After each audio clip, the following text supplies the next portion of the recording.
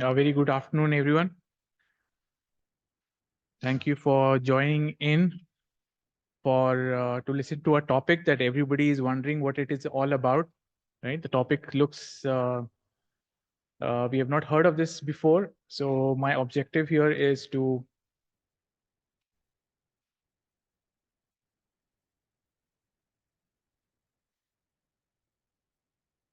yeah.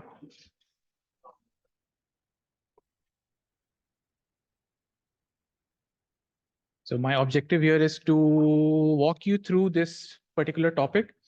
Okay, just walk you through, not to go into details, just to inform you, make you aware of something like this exists, and maybe in the future, when we hear about this, you already know what it is.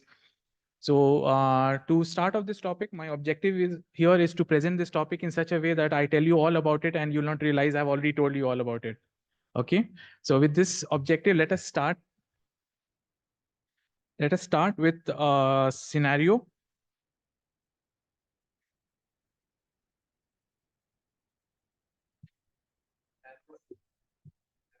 Yes.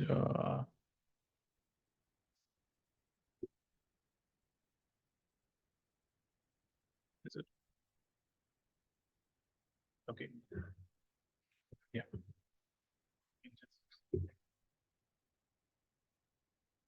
Okay, I mean, I just use this one. Okay. So let's start with the case scenario. Okay. Have a look at this one. A 34-year-old patient reports to the dental clinic with pain in the lower left back tooth because of a big cavity.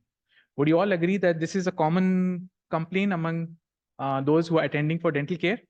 Yeah, pain and cavities, correct? So when you see a patient who comes into your clinic and says this, the question that comes to mind is, how are we going to manage this case? Correct? So if I ask you, how are you going to manage this case? We have to go through a number of steps, correct? So can anybody tell me what would be the first step in management of this case?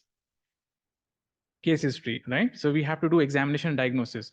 Now, this particular step of examination diagnosis is not one step. It also has multiple steps within it, correct? So we have case histories, we have intraoral, extraoral examinations, how to take a radiograph, pulp testing, finally linking all the dots, coming to a diagnosis, and from there go on to have a treatment plan. So if you see, this particular step has sub-steps, and if you really want to do these sub-steps properly, you really have to be competent. Do you agree with me?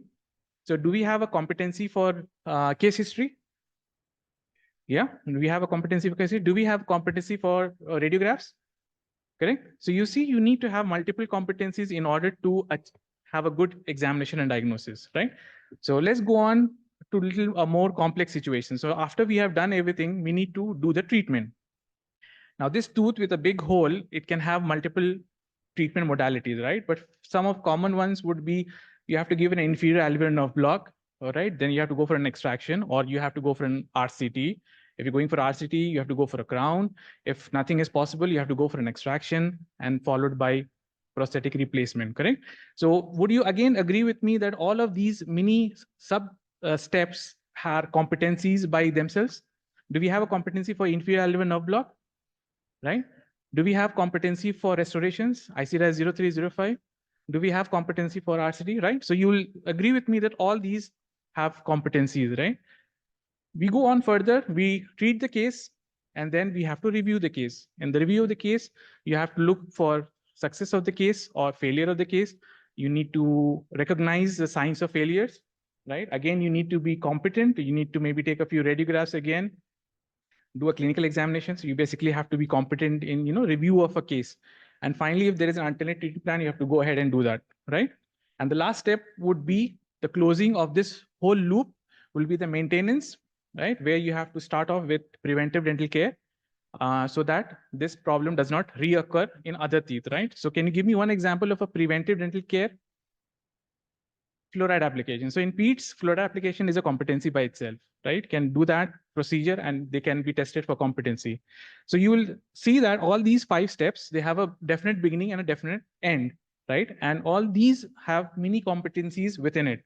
So if you imagine a graduate, right, who has to do all this, he has to be competent among all these areas, correct? All right. So with that thought, let's go ahead and imagine if this particular case has come to your dental clinic. All right. You are the supervising dentist and the case has come. The first question that is going to come to your mind is, how are you going to assign this case to the trainees? We have a lot of trainees, correct? So how are you going to assign this case to a trainee? So there has to be, you're thinking about that. Have you ever thought, if the case comes, who are you going to give the case? Normally we have the list, and according to the list we go, correct? Now we have that list because we already know that all the trainees have achieved a level of competency. Now when we say competency, it is KSA, knowledge, skill, and attitude. Okay, and now experience, right? So when year 4 joins my clinic, I already know his competency level is at certain level, right? Certain things he can do, certain things he cannot do. So when I'm allotting the case, I look at the competency, correct? So now imagine you have already given this case to a particular student. So the show doesn't end there. You also have to ask yourself what kind of close supervision the student would require, correct? So student may require very close supervision, or he may not require any supervision, or you may just say, I cannot give this case to him, correct? Has it happened to you that a case has come and you said, oh, please, you don't do this, let me give it to somebody else because you're still not competent? Has it happened? So your supervision can range from not allow the case to give a case to a student to manage independently, right? Like how I do in PEDS, maybe a scaling for an older patient, 14-year-old, 15-year-old, I just give it to the students and just come and check in the end. The students independently does it. So this is how the thought process goes, correct? Now, so if this case has come into the clinic and you're looking at the competencies, right?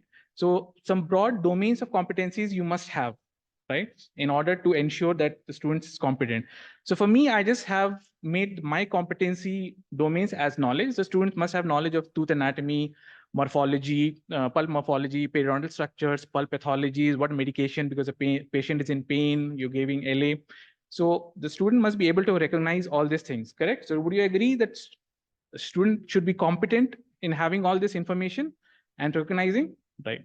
Then we have skills. So the students not only should have knowledge, but should have all these skills, correct? Then only I'll be confident to give the case to the students, right? He should know how to gather proper case history, how to do a root canal, how to write a prescription, how to do an extraction. All right. So third one is your attitude. The student must also have an attitude which is in line with the professional guidelines. So empathetic, being professionalism, having conscience to refer the case if he's not able to manage it, confidence and communication skills. So now this patient has come to my clinic and I'm the supervisor. Now I'm looking at all these domains for my student and deciding if he can do it or not. So maybe he knows everything, but he has not practiced all of this. So he doesn't have an experience, or he may have an experience. Okay. So to manage this case, when I'm selecting a student, I have some competency domains. Okay. For example, case history itself will have domains in itself, right? So just brainstorming, if my case history is my competency, what mini domains are you going to look into? Correct? Have you done your case history competencies, right, for the students? Right? In GED we do, in OMR we do. So we have sub competencies. For example, in perio scaling, we have sub competencies. We check things, checklist, right?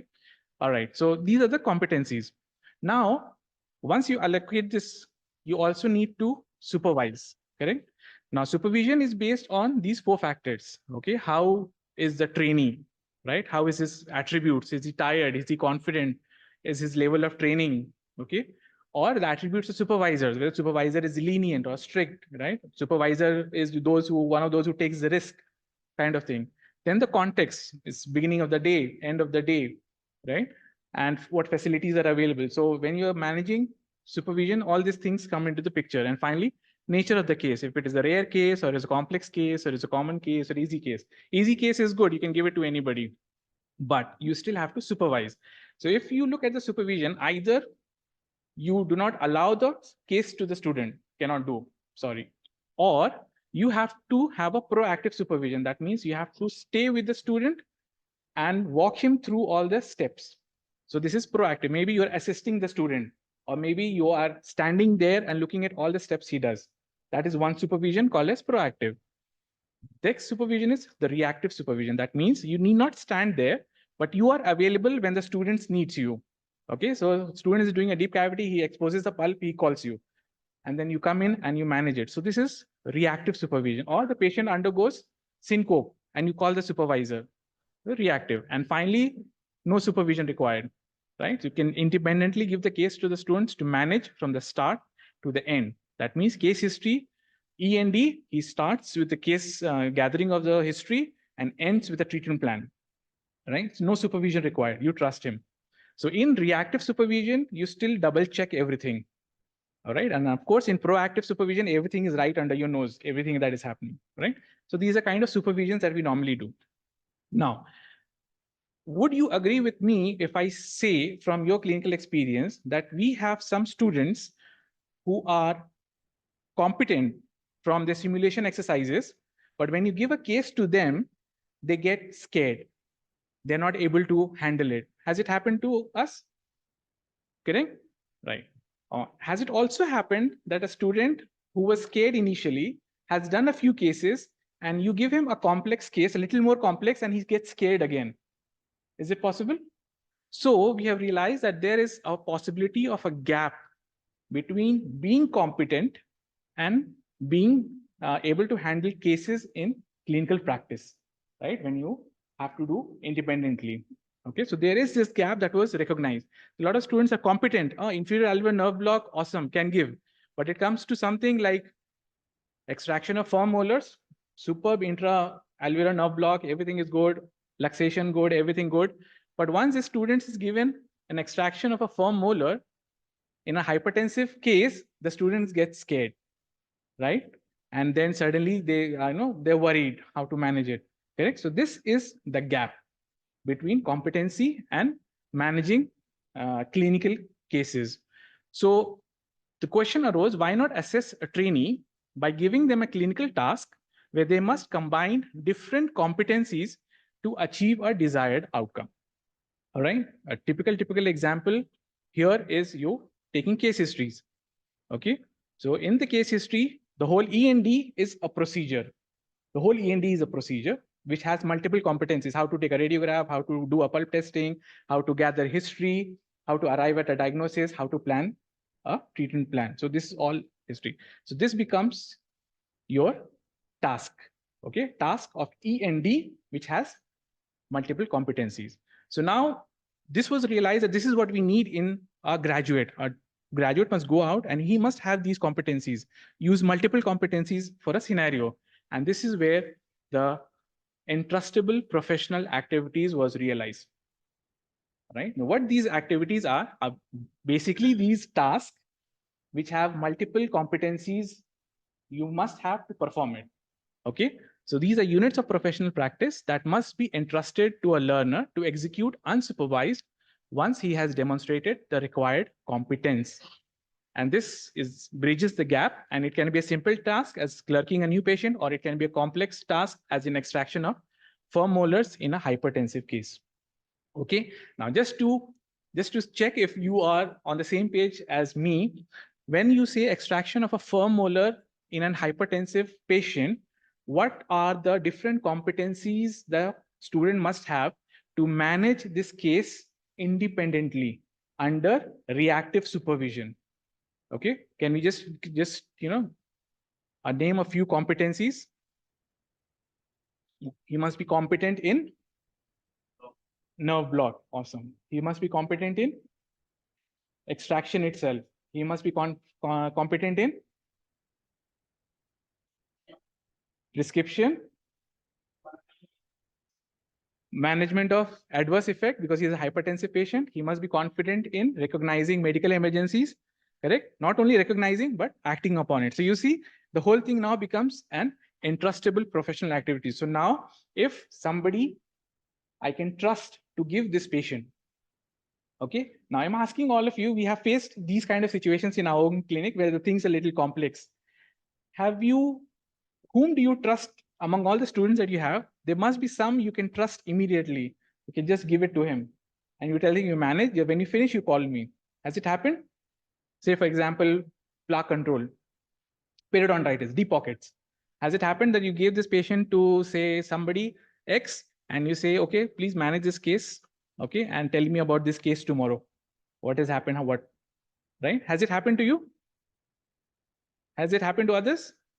So we have an spectrum, some yes, some no. That is how the training starts. So these are some of the entrustable professional activities that has been, suggested. For example, management of a child who has sustained dental trauma. From beginning to the end of management of trauma is whole big activity. Okay. Then delivery of oral health education to pregnant women. So you see, these are all individualized tasks. It's not a very broad task. So the question arises, how individualized or how broad should be an entrustable professional activity be? So we have a framework, all right? So in this framework, we start off with the health outcomes, right? From that health outcomes, we have to see what kind of EPA we can plan.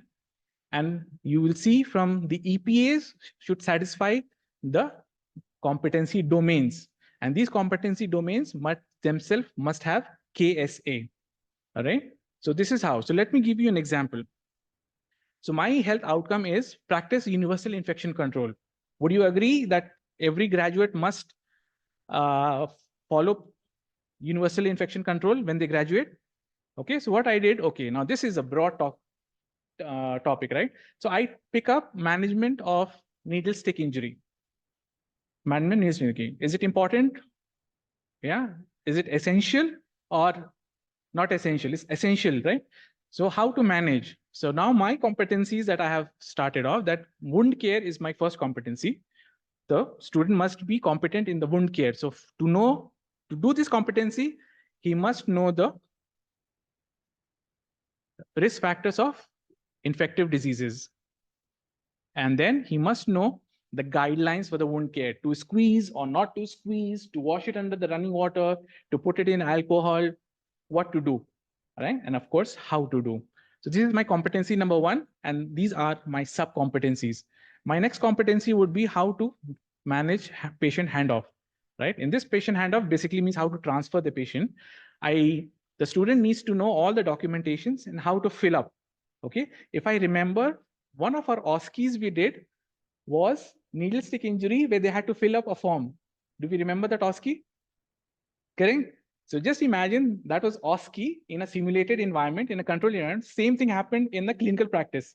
So I'm sure those students who have passed this OSCE will not be able to manage this one when they're faced, or they may not, maybe, depending on the test. So we create a EPA for this one in the clinic. So we don't create, we just have to have a EPA that this must do before you graduate. Then, of course, you have the necessary tests, knowledge of all the necessary tests, how they are done, where it is done, what the report look like. Then professionalism in that effective communication to the patient, and then the teamwork that is involved in managing the patient. So this is how, if an EPA has to be formulated, this is how we will formulate. This is the framework. So when you frame the EPAs, we manage the EPA. For this EPA is from Saudi Medical Council. So their medical graduates must have these 8 EPAs. And these 8 EPAs will have multiple competencies. So the competencies are patient care, scientific approach, research scholarship, professionalism, communication, collaboration, and community-oriented practice. So any graduate must have all these competencies and he must perform all these EPAs. So you will see that each EPA has multiple competencies within it. It's just not one competency. So this is an example of mapping of EPA to competencies. So now the question comes, how many EPAs should we have, right? So this EPAs in undergraduate education has just started. I mean, first EPA was introduced in 2005 mainly for postgraduate, because they really wanted to ensure that they're safe to practice. But now it is coming to undergraduate. So now here in this particular school at University of North Carolina, they have 4 EPAs for a graduate must complete before they graduate. And these EPAs will have subsequent competencies within it. So it's a very good one. If you can go to this website, open and click on all these EPAs, you will have a lot of rubrics how to measure each of these competencies. All right. So what now I try to tell you is that in the chart, in the graph that you see on the left, we have how many EPAs there? 5. Now, EPA The green one, they started on the day 1 of the training. Okay, but this was the fastest EPA that the student was able to complete, right? And this competency threshold is the time when a decision was taken to leave the patient with the student to complete the case by themselves. So the green one, the EPA 4, achieved very fast and it remained on high competency level. As compared to the red one, though it started first, I mean, in the initial days of the training, the achievement of EPA to the threshold that can be given to the student only happened at the end of the training. And from the end of the training, then this student has not performed the EPA enough that we have now lost his competency in the EPA that he cannot perform anymore, right? So EPAs can have a number of EPAs you must do in order to ensure that the competency level remains high. So number of EPAs we still have not decided, right? A lot of research is still going on how much we should have, how many we should have for undergraduate.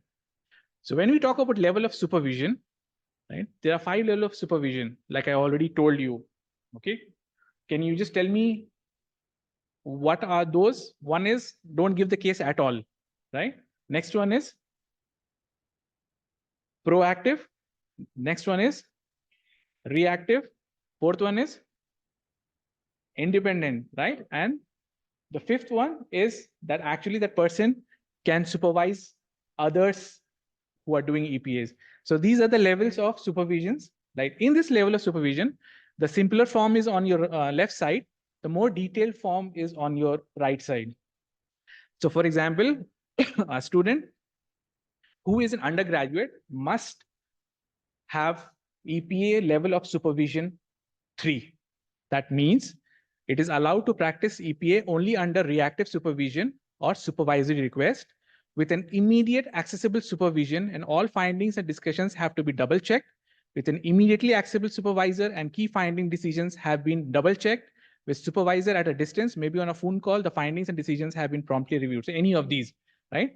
For the postgraduate, right? What would you suggest should be the EPA scale for a postgraduate student? 4. Okay, 5, he becomes a faculty already. All right, so 5. So 3 for undergraduates, 5 for postgraduate, 4 for postgraduate. Okay, 4. That means they can do it without supervision, with a distant monitoring, and or without monitoring. Right. Right. So now the question comes how to give the case to the students. So you have to make a decision. This decision is called as entrustable decision. Entrusting the students to perform whatever the task that you are giving, right? Efficiently, effectively, and safely. So this task can be ad hoc, right? So these are the same what we have discussed earlier. Perception of the student's characteristic, tired, not tired, level of training, the propensity of the supervisor to delegate work. Can he delegate work properly or not? Complexity of the EPA, rare case, simple case, easy case, context. What is happening? The student is learning extraction. You cannot give him a competent EPA for root canal treatment, right? It has to be in the context of his learning. And the nature of student-teacher relationship. What kind of relationship are we talking about here? Student-teacher relationship? Trust. Trust, honesty, integrity, transparency, right? Or this is one way. So this is ad hoc. The patient comes, you assign the patient to the student, and then you follow him up. Or now for postgraduate training, we have something called as summative or statement of award of responsibility. So these are like our OSCEs, but actually on actual patient. Okay. So those who have graduated in 1990s, if you remember, in conservative university exam for BDS, in BDS, when I was giving my conservative dentistry exam, I had to do a class 2 cavity preparation on an actual patient, right? On an actual patient. How many of you have done that? All right. So that was your summative EPA. Summative EPA from injection of LA to the class 2 prep. Then you will expose the pulp. Then what do? Huh? You fail. Correct? Right? So, correct? So, so similarly, we had it for extraction also.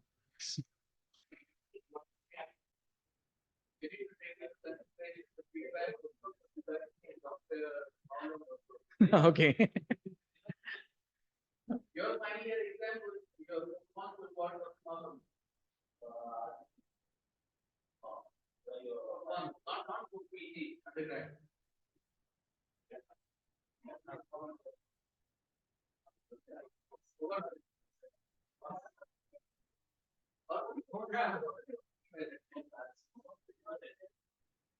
They still, okay. So yeah. So in order for the student to reach that level where he can be assessed, there must be multiple observers who are doing multiple observations, where they're doing several case-based discussions, product evaluation, knowledge and skill assessment, and student has a rigorous scores and activities. Then only he can go ahead and do this summative statement of award responsibility. So basically, this is the last one. It's fit to practice. Okay. Now this EPA can be simple EPA or complex EPA depending on the year of the study. So that is how you make a decision. So now when you're creating an EPA, right? So these is the suggested titles. So you should have a title of the EPA. Then in that EPA, you must have a specification. So specification limitation, that means what students is expected to do and what things he's not expected to do. What is the limitation? Then potential risk of failures, right? Imagine we are doing an EPA for needle stick injury, right? So is there a potential of risk of failure if he doesn't perform the EPA properly? Correct, right? He may get infected. So this risk we must identify right in the beginning. Then association with the relevant competency scale. What is his competency scale? What should he achieve? Knowledge, skills, attitudes, and experience in managing in general. Source of information to support the entrustment decision. So you're entrusting the student with a case. What source of information the student already has? And then finally, expected level of supervision for this EPA in the educational program. So in our educational program, what is the level of supervision that is required? It depends upon the procedures. But for us, your 3 is the one, right? The 3 is baseline, must have competencies.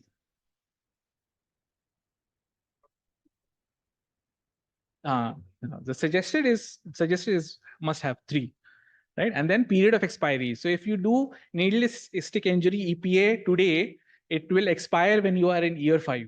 That means in year 5, you need to do this EPA again. And that is how your competency curve, remember the red one, will go up initially. In the practice, it will come down. So this is how it is designed and written down. We call it as a descriptor. So this is more in detail of how these descriptors should be. So we will not go into more detail because once we are actually trying to write a descriptor for EPA, we'll go into more details. But I just want you to remember that the description, for example, just pick description to enhance universal clarity, include everything necessary to specify the following: what is included, what is the limitation apply, limit the description to the actual activity, avoid justification of why EPAs is important, reference to knowledge and skills. So it has to be very, very objective, very, very clear cut, right? So required knowledge, skill, and attitudes. Which knowledge, skill, and attitudes are necessary to execute the EPA? Formulate this in a way to set expectations. Of course, refer to the sources, right? So we're not going into detail, but this is how it is done. These are all the titles. These are the headings that we have. So we do not have much examples on the internet for EPAs in undergraduate practice, right? Most of them are paid articles, but I was able to pick out one where they're doing EPA for information gathering in for a dental graduate working in an army hospital. Okay, so here if you see the competency levels, they have already decided clinical cognitive. They already have Pakistan Medical Dental Council. They have their own competency levels. Do we have in Malaysia? For Malaysian graduates, what competencies they should know or have? Yes, correct. So we have for Malaysian graduate must have what competency. So those are our fundamentals from where we pick up and then we formulate. Then we have sub competencies, collect the record clues from the patient and relate history to oral and systemic condition with the current situation, select and interpret specific and general investigations, identify common diseases, differentiate between normal and abnormal features, etc., etc. So this is an example of an EPA. So this EPA, because of its rigorous assessment we have this has been classified as the topmost assessment method. Can you remember what is this triangle called as? Anybody can remember this triangle is called as something? Miller's clinical assessment. Okay, so the Miller said fact gathering is the least important, so it's nicely portrayed in the picture. So basically, the student writes an MCQ test, right? Goes on next level where she does a case presentation or she does a case discussion where she talks about how to do a lumbar puncture, describes the steps. Then she goes ahead and demonstration of learning where she does it on a simulation, right? That is via simulation and OSCE. And then finally, she goes into the ward and actually performs a procedure on a patient, which becomes performance integrated into practice. And this is typical through direct observations and what is called as workplace based assessment. Okay. So the cases the students are doing in the clinic, right? If you look at in one way, it is actually direct observation or workplace based assessment. Only thing is that we're not rigorously assessing them. We start rigorously assessing them, we need to have some EPAs for it. Okay, so the EPA is the topmost assessment method in the Miller's triangle. So to wrap up things, what are the benefits and the challenges of EPAs? If we ask you what are the benefits of EPA, can anybody just top of the head tell me what would be the advantage of having an EPA for student training? Can identify the good students? Can. And how you do that is basically when you standardize practices of assessment. So you clear cut knows who are the good ones, who are the bad one, because we have a good standard of assessment practice. We have improved alignment to the professional standards, right? Whatever the Malaysian Council is saying about competencies, we are achieving it or not. And in hand focus on practical skill development. Okay, so what is that hands-on in the workplace becomes very, very important. Challenges. Any challenges do you find that this EPAs would be in terms of implementing? Too much work for the staff. So we have faculty development and training is a challenge. Okay. And some of the literatures have actually said the resistance from the faculty is a challenge, right? So that is why faculty development and training and of course, allocation of assessment for the robust assessment methods, we need more number of cubicles, more number of space, those particular patients that we need for the EPA. So it becomes resource intensive. And of course, the potential need for curriculum revision, right? So this nobody wants. All right. But to summarize, the EPAs are here because they are important and it's recognized to bridge the gap between competency and clinical practice. So they are here to stay, right? Now, in undergraduate curriculum, more and more research is going on and they're coming up with a lot of EPAs developing by a Delphi method, right? So we just sit down and decide, okay, pediatric dentistry, we must introduce 3 EPAs. Then all of us will sit together and we will discuss and we'll come out with the health outcome and the task. Okay, and then the domain, and then what knowledge is required for the domain. So yeah, we can do that. And people have started talking of a shift from competency-based curriculum to an EPA-based curriculum. So in the future, this is incoming, right? So in that EPA curriculum, we will not have any competencies anymore. It will be like all EPAs. So how they're doing it in the Western and the Europe is that during your graduation, they said there are some 25 EPAs that you must complete satisfactorily. That means at the level 3 supervision, right? For the summatives, you have 7 EPAs to your summative. And then only you can graduate. So that is how your EPA-based curriculum is now being designed and may come in the future. So the development of EPA, implementation and assessment strategies is a story for another day, right? So yeah. Okay. So that is how it is. So too early for us, right? So yeah, these are the things that I read.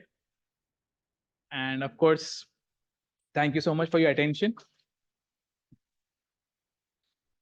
So yeah, Dr. Ajay is also on it. Dr. Jaya is also on it. Dr. Guru is also on it. So they have also been reading along with me. So anything you want to add? Yeah. Yeah.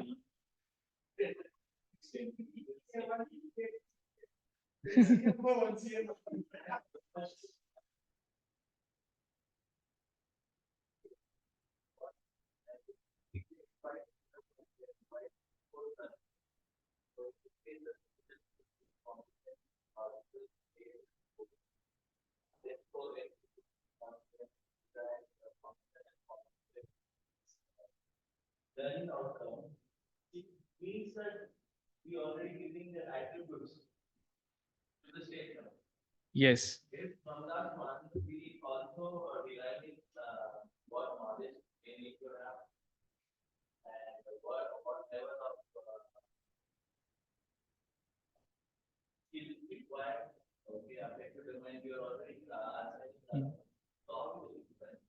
Mm. So like you said, these are all students' attribute. Okay, but EPA is a task-based activity where different attributes have to come together and assessed as a whole. So that is your EPA.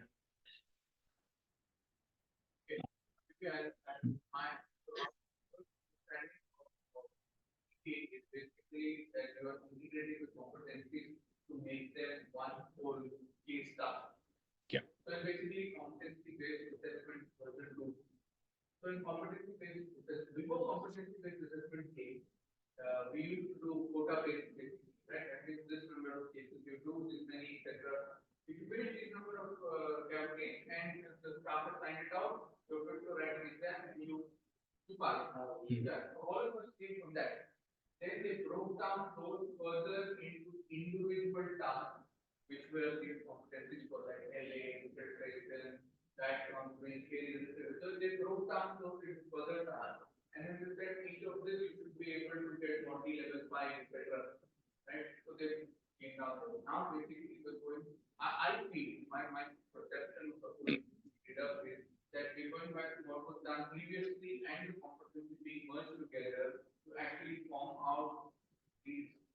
EPA.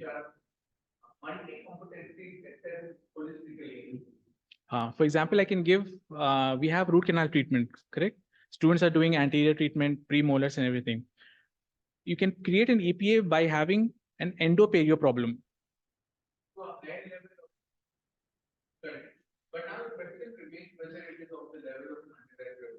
Correct. So this task, again, you have to sit together and decide based on the national competencies.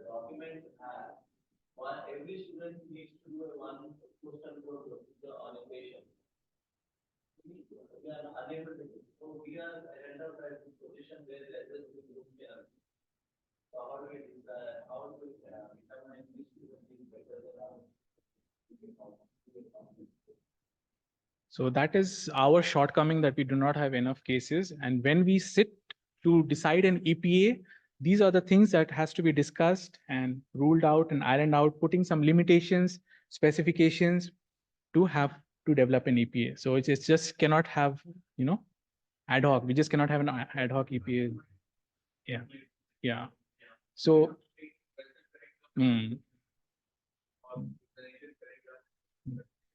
So I just used an example of endoperio problem.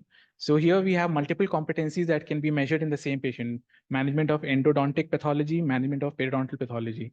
Management of periodontal pathology can include from root planing, deep scaling, or correct flap surgery. Endodontic can manage from hemisection, right? RCT, correct? So you will see it's got multiple competencies. So it's a brainstorming we can do how this becomes EPA. Now this EPA, not every students may get, correct? So that is why number of EPAs needs to be decided. So we are still in dental curriculum not decided how many we should have. So some of the universities in Netherlands who are doing it, they say about 24 to 34 EPAs from year 1 to year 5 they must have. But they have not mentioned what kind of EPAs or specific EPAs. They have suggested a few lists, what I've shared with you. So we have to still develop depending on our local scenario.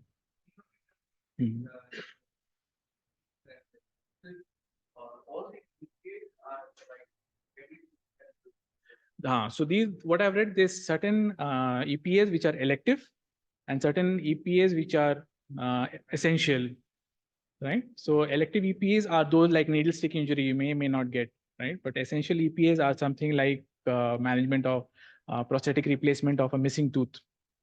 We used to start from scratch and end the case. So management of trauma, right?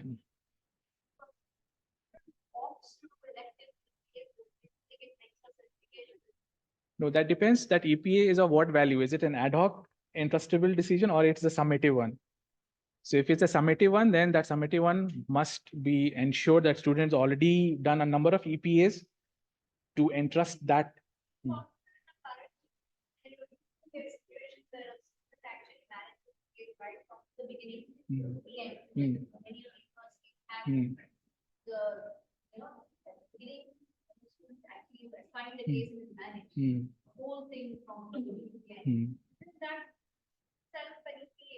No, we are doing in FD, we have comprehensive cases. Actually, those are all EPAs, but we have not written the descriptor for those EPAs.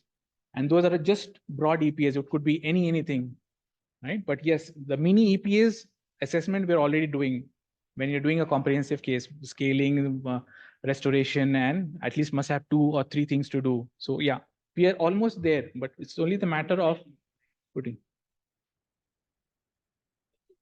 version 2 EPAs.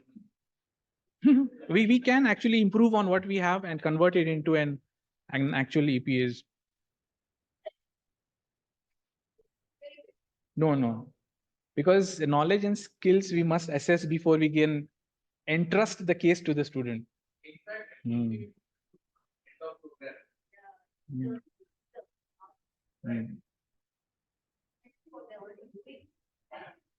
And that is how they have framed it, because for end up they say must do this case, this case, this case.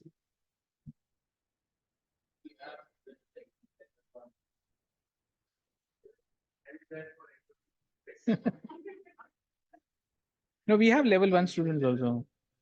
We have level 1 students.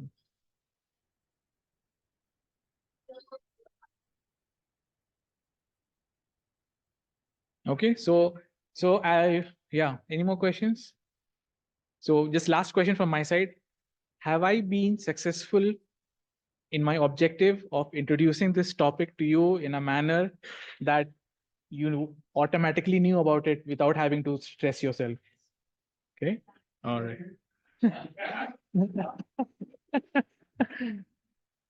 Okay.